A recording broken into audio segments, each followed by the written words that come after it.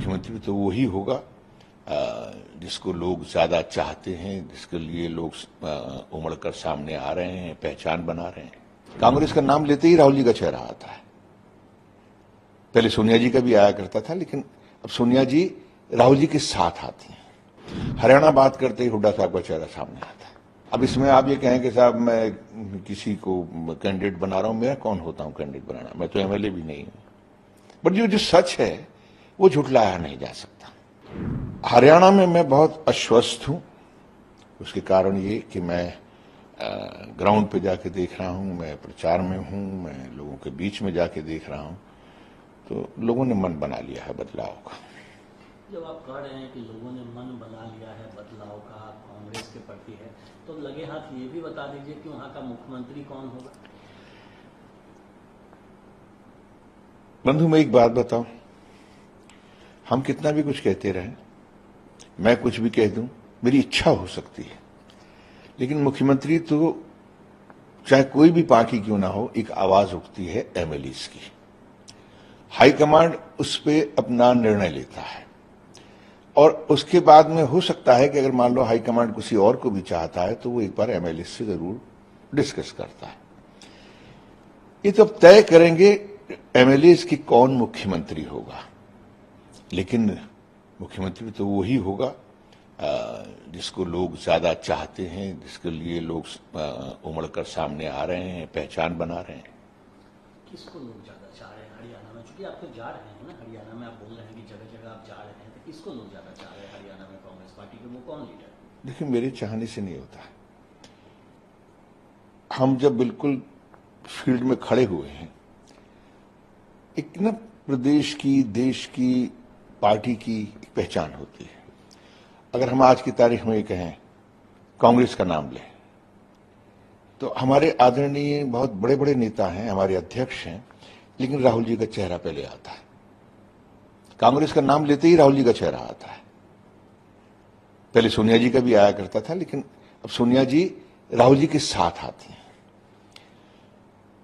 और ये बात अगर हरियाणा में चाहें हम, तो मैं बेशक पक्ष में हो सकता हूं, विपक्ष में हो सकता हूं, मैं मानूं या इस बात को ना मानूं, हरियाणा बात करते ही हुड्डा साहब का चेहरा सामने आता है और ये सच्चाई है। अब इसमें आप ये कहें कि साहब मैं किसी को कैंडिडेट बना रहा हूं, मैं कौन होता हूं कैंडिडेट बनाना, मैं तो एमएलए भी नहीं हूं। बट जो सच है वो झुठलाया नहीं जा सकता। लेकिन आप ये भी देख रहे हैं कि हरियाणा में कांग्रेस में इतने डिफरेंसेज हैं ग्राउंड पे कि लोग एक दूसरे के लिए प्रचार नहीं करने जा रहे हैं, मुख्यमंत्री बनना चाहते हैं लेकिन प्रचार के लिए मैदान में नहीं उतर रहे हैं, इतनी नाराजगी है। तो इन सब के बीच कांग्रेस पार्टी चुनाव जीतेगी कैसे? नहीं है, ये सब कुछ ऐसा कुछ नहीं है। सब प्रचार करेंगे। आज 26 तारीख है, आज राहुल जी भी, जो 26 तारीख से राहुल जी भी हरियाणा में आ रहे हैं, तो प्रचार में सारे नेता जो नहीं पहुंच पा रहे हैं वो भी पहुंच जाएंगे और सभी ने कहा भी है कि हम प्रचार करेंगे।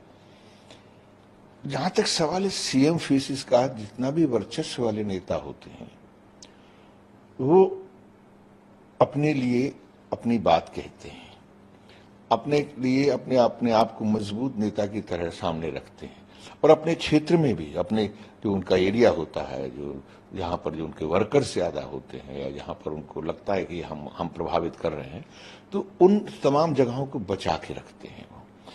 और ये क्योंकि शुरू से ही अगर आप देखेंगे, पंजाब जो है बड़ा था, पंजाब से टूटकर हरियाणा बना, तो हरियाणा एक बहुत छोटा सा प्रदेश बना। वहां दिखाई दिल्ली में बैठ के बहुत देता कि क्या हो रहा है। आपको महाराष्ट्र में दिखाई नहीं देता, आपको यूपी में दिखाई नहीं देता।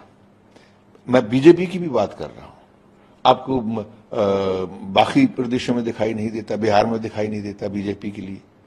हर प्रदेश में होता है, लेकिन दिल्ली से एक बहुत छोटा प्रदेश है जहां आपको बहुत दूरबीन से देखने की जरूरत नहीं पड़ती, वैसे देख लेते हैं। मैं आपसे पूछना चाहता हूं, बीजेपी में क्या मुख्यमंत्री के चेहरे नहीं है?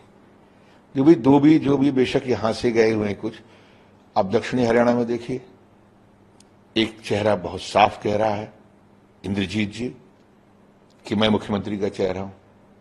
बोल रहे हैं कि नहीं बोल रहे हैं? और आप चलिए दक्षिणी हरियाणा से चला, क्योंकि मैं वहां से आता हूं इसलिए मैंने ये बात कही। अब आप चलिए उत्तरी हरियाणा में चले जाइए, अनिल विज जी कह रहे हैं कि नहीं मैं मुख्यमंत्री का चेहरा हूं। तो ये अगर कोई व्यक्ति अपनी बात को कहता है तो उसमें क्या बुराई है?